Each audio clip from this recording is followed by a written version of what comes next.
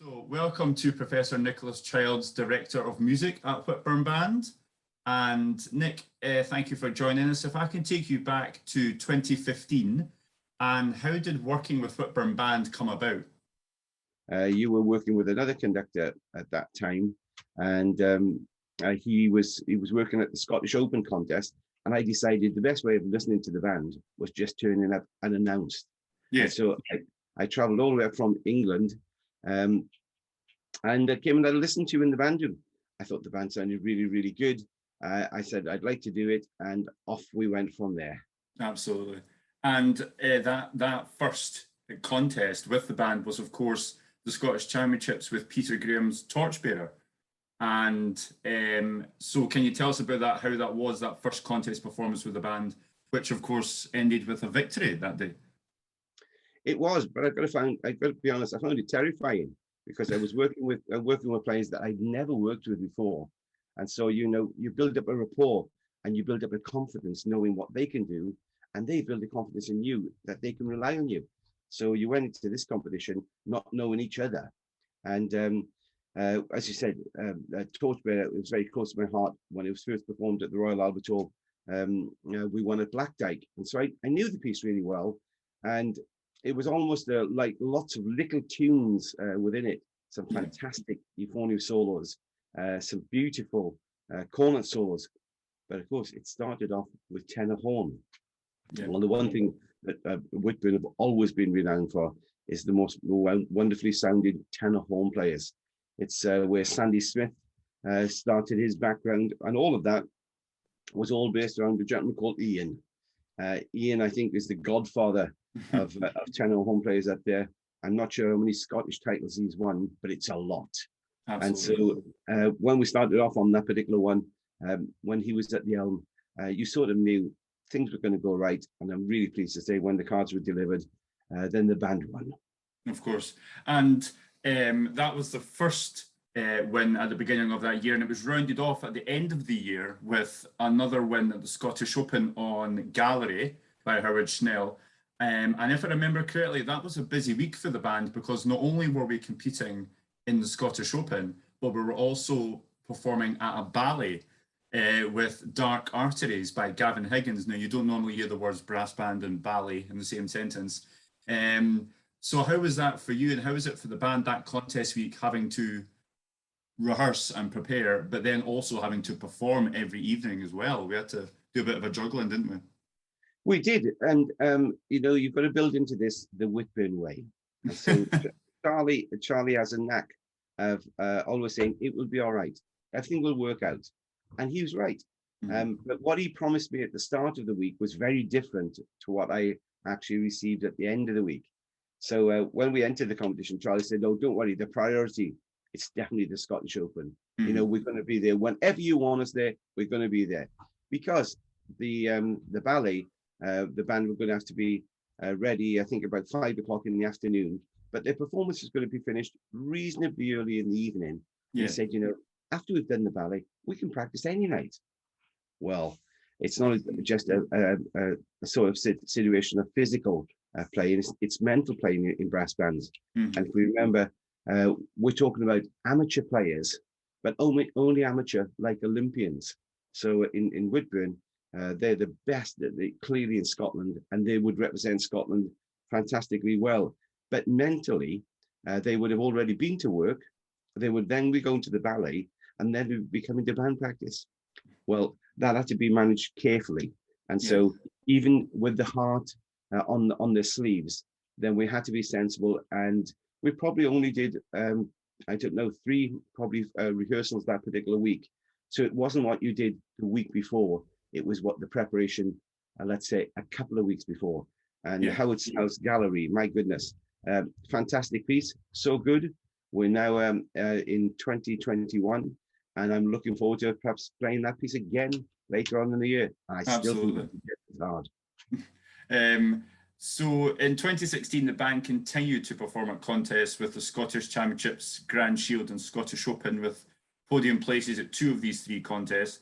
But I suppose a fond memory for you must be early 2017 with another win at the Scottish Championships on pageantry and then of course to the Grand Shield in May, where the band took the first prize here with qualification to the British Open on Reflections on Swan Lake.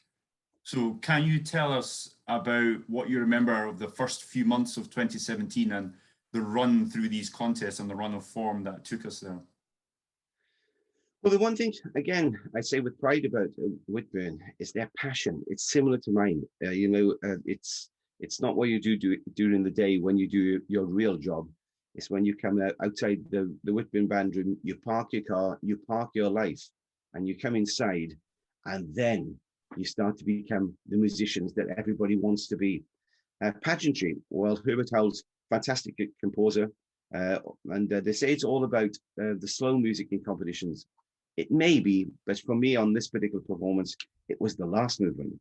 So we built up to the last day of the competition, and I'd been talking to Paul Keenan and I'd been talking to Charlie Farron, and I just decided that the beginning of the last movement, I just wasn't happy with. And they said, "Oh, what do you think we can do?" And I wanted to tell them, but I knew if I told them, they tried to convince me not to do it. So I didn't tell them. And they said, "You know, boss, whatever you want to do, we've got faith in what you're going to decide." So on the day, I went to the doyen of all corner players, Chris Bradley, and I said to him, "You know, I think this should be one for Lloyd. Lloyd was the second man down." And Chris said, "Yeah, whatever you think." And I should explain now to everyone listening, you've got to imagine the last movement starts with one of the hardest cornet solos written. And by the way, you do it all on your own. And Lloyd sort of said, "Yeah, okay, I can do it." And Chris said, "Yeah, good idea. Let's practice it." Now, I've got a philosophy on this. If you're going to do it, you're going to do it once. And, so don't practice it, just do it on the day. We went on the stage. Lloyd played outstandingly well, and his classical playing and trumpet playing on this particular case really came to the forefront, and we won. But I've got to say, when he started, my heart was going 10 to the dozen, and to say I was given the impression of a swan was an understatement, because I might have been sliding over the water, but my goodness, below my legs are going like absolutely crazy. And so what a great start, and everybody they didn't object to everything. But if you imagine if I'd done that move and then the band becomes second, then remember the old saying, which is, you know, bands win competitions and conductors lose them, would have come to the forefront very easily. Yeah. But then we moved down to Blackpool, Swan Lake, and this was Reflections of Swan Lake by Stephen Roberts. He was the French horn player from the Fine Arts Brass, and now head of composition at Nella Hall. What a piece of music, and a big blow. So I knew that Whitburn were going to have one of the biggest stamina challenges that they'd ever had, but I knew they could do it. And also, if I had mentioned already about swapping a little part at the Scottish, then when I came to this one, there was no need to swap anything on my cornet, because Chris Bradley is the best sounding cornet player I've ever heard in Scotland. And he's now making a name at a mature age throughout the world. And probably he's receiving the accolades that he should have had perhaps 20 years ago. So when we came to Swan Lake, it was a piece just made for him. Basically starts off with cornet. That day, we played well, but winning the Grand Shield is like winning the championship in English football. It's probably the hardest contest to win and the hardest league to get out. And Whitburn have a knack of going into this competition and coming back out of it and going back into it. But I've got to say, on this particular case, they performed. And I left Blackpool because the contest was held at the Winter Gardens. And I went all the way home to Doncaster to see my mother. And I saw her, and she said, "Oh, it'd be nice to have a ride in the car." And I thought, I had a feeling. I said, let's go back to Blackpool. I should tell people this is the 200-mile round trip that I'm now making. And we went all the way to Blackpool. I couldn't wait to run onto the stage. I think it was a bit of a surprise to the band that they thought I'd gone home, and I ran onto the stage and I heard this huge cheer, and what a fantastic feeling. We'd won the Grand Shield. Absolutely. Good days. And of course, later in that year, we had our first concert with you, and also two soloists from Black Dyke, being Daniel Thomas and Richard Marshall. And that was our first concert together. Well, you know, the association between Black Dyke and Whitburn goes back a long time, way before my time when I came to Whitburn. And it all started with the godfather of conductors, Major Peter Parks. This was a man who just couldn't stop winning. He's the most successful conductor I've ever known in my lifetime. And he was the professional conductor at Whitburn. And so it seemed appropriate that when I started working with the band, then some of those soloists could also come along and help in the development, not just in Whitburn band, but of course in the whole structure of the band, where the Heartlands and the wee band had just started at that point. And so a workshop could take place. And so it wasn't just the concert, it was the build up to it, with the workshop, with the concert. And as I always say to people, if contests are the sport of our movement, let's not forget concerts are the lifeblood. And what a great way for Whitburn to start. And I hope the concert series will carry on now that the pandemic is moving forward. Absolutely. And you mentioned, of course, legend of conductors there, Major Peter Parks. And of course, in 2017, you reached a personal achievement with Whitburn conducting the band when you overtook Major Peter Parks's regional win record, clocking up your 31st regional victory that year. So that was a personal achievement for you. How was that? Well, I've got to say, winning any contest is an achievement, but I think winning as many as that was just a pleasure, and to do it with Whitburn as the band was perfect. I always remember as well that some bands they treat you as a commodity, and so you know when they engage you to conduct, we're one of the lucky ones that we get paid for doing it. And you sort of get a commodity where you turn up, do the rehearsal, they get paid, and that's it. Whitburn are not like that. They're very much a family band, and I think that's what I appreciate, because they'd never take you for granted. And so on that achievement, I didn't know that they realized about it. And yet when we came back to the band room, then there was a pendant that was presented to me, and I'm delighted to say I see with pride when I come in the band room that it's still there. And I've got to say this also, another picture below it, acknowledging the achievements that the Major, as he was affectionately known, also achieved with Whitburn, which was really unparalleled. Oh, of course. And at the end of 2017, we had another win at the Scottish Open with Metropolis 1927, a piece that you know well, having had it commissioned by Peter Graham for the Black Dyke Band, which of course you are musical director of and have been for many years now. The same piece we used in 2018 at the European Championships. How was it for you to take a band like Whitburn to such a major competition and the run up to that? And then of course, the 2 days contest, not just the one. How do you manage that, and how was that for you? I loved preparing Metropolis. It's a piece of music that communicates to the audience in the most popular way, because it's sometimes you can play a piece of music that's really difficult, and yet when you look into the audience, it's going way over their head. And you know, when you introduce a piece of music to an audience, sometimes if you've got to tell more than a story about it, then you borderline on trying to educate the audience that you're playing to. If you've got to educate an audience, you're playing the wrong piece. You're playing the wrong piece. And Metropolis, I remember, is not just about its playing demands, but it's the picture that you're trying to create. So this was one of the first times at Whitburn where we were asking the soloists and many players within the band, not just to perform, but to create a bit of theatre. And that meant they had to leave their seats, they had to walk around, performing and telling the story of Metropolis, which was, you know, all about a wonderful sort of filmmaker, and how Peter Graham created that picture to the audience. You mentioned that in this particular contest, you played two pieces, and the first one was the set test piece.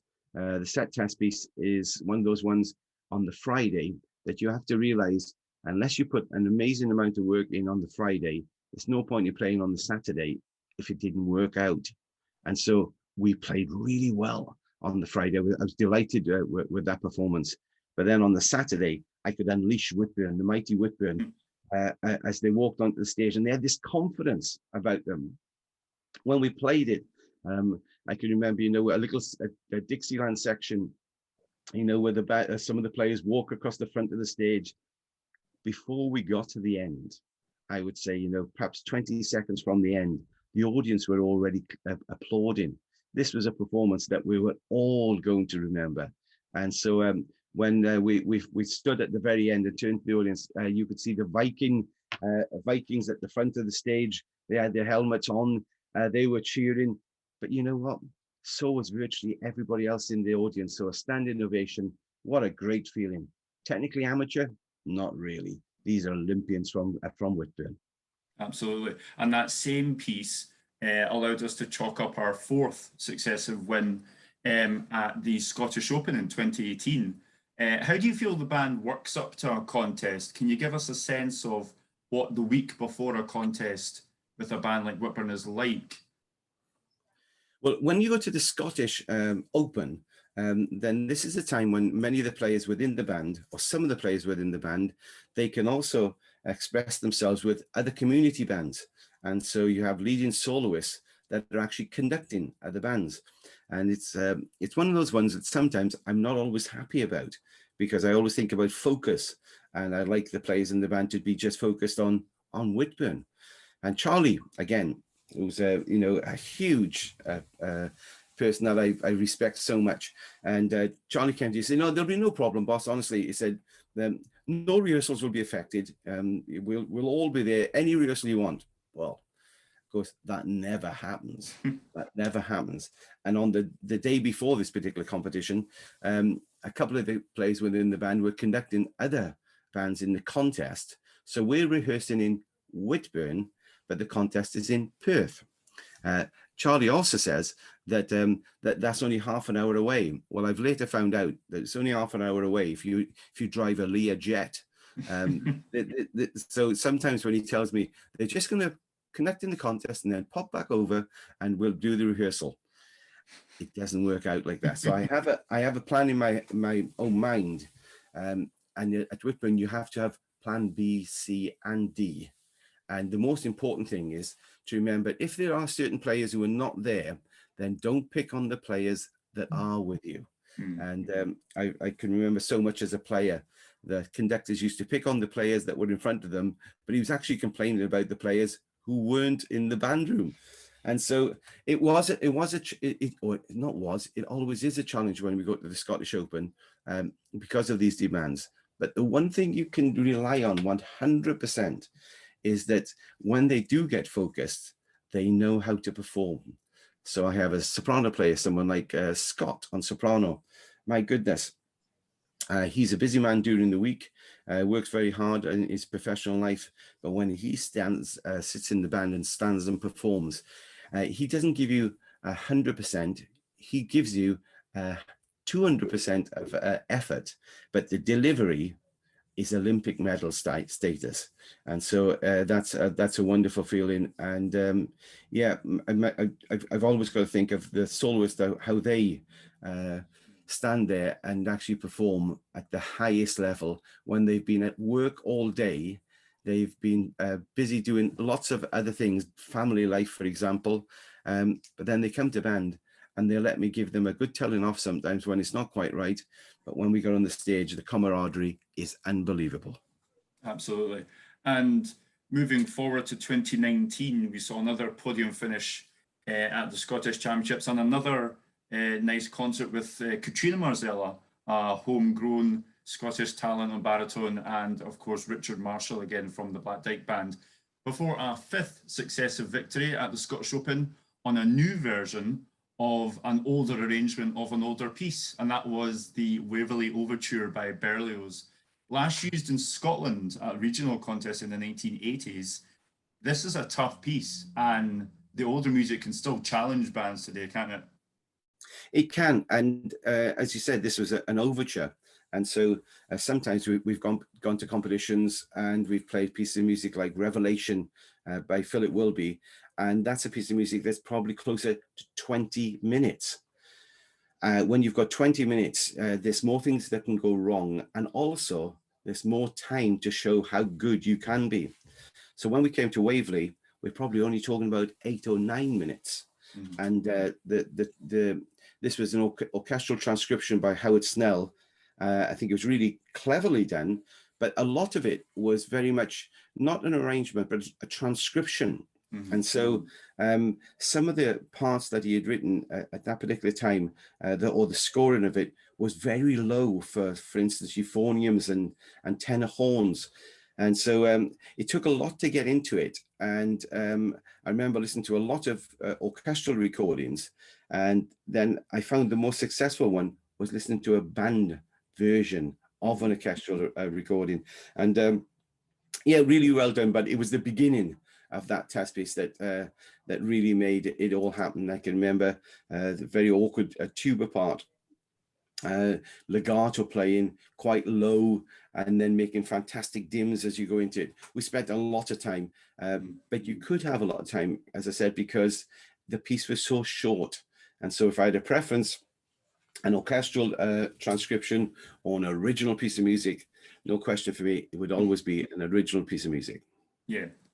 And then, of course, the COVID-19 pandemic hit, and we didn't have band for over a year. Nobody had band for over a year. But you kept in touch with us through our 150th anniversary concert with Mike Lovett, where you guided us through the concert, and more recently, the Whitburn Virtual Festival, where you were the compere and kind of say referee for the judges and the 37 bands which entered. In terms of virtual banding, how has Whitburn Band grown over the last year, and where do we go from here next with virtual banding? That's an interesting question. I'm not sure where we go with virtual banding, but the one thing is for certain, we've created an audience, and the people that are abroad, they love virtual banding because they can be part of it. And so when you get somebody from America or Canada that have watched you on virtual performance, and it's at 10 o'clock in the morning, you've got to remember that's 4 a.m. in the morning for them. So if we weren't doing virtual performances, they couldn't join us. You mentioned some things that I'd been involved in with Whitburn. Whitburn have been a leading light when it comes to the virtual performances, and I don't know whether it's my contribution to them or their contribution to me, because over the 16 months being involved in the kind of things that they have in their anniversary concert and then their virtual festival, for me was just perfect. Before the pandemic, I was probably the busiest brass band conductor in the world. And then I became the most redundant. And so to have a focus when Charlie would get in touch and ask, did I want to be involved? I said, oh, well, did I want to be involved? I wasn't doing anything. To do something to do with music was just, an absolute pleasure.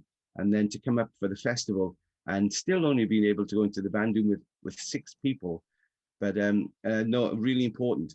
And most bands, I would say, have struggled during the pandemic because of technology, whereas Whitburn have embraced the technology and have been one of the real leading lights when it comes to this.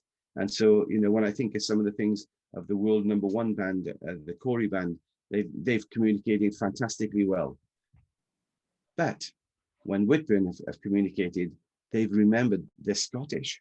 And so the thing that they contributed to Scottish banding when they run their own virtual festival, I think is being unparalleled. And I'm sure that the association with the Scottish Brass Band Association, I'm positive that they will be so delighted that they are their champion band doing so much for other people. And so I'm not sure where it takes us as we go forward, but at the moment, I'm looking forward to coming back in that band room when there will be lots of other musicians there. I believe that And we look forward to that time, of course, when we can all meet again together. Just coming to the end now, Nicholas, finally, can I sum up, or can you sum up rather, Whitburn Band in a sentence or two for you? Whitburn Band, they wear their heart on their sleeves. They're Celts. I'm a fellow Welshman. When I come up there, it's the passion that they want to represent their country at the highest level. And when you're at Whitburn, you represent Scotland in the best possible way. Thank you. And can I thank you once again, the Director of Music for Whitburn Band, Professor Nicholas Childs. Thank you.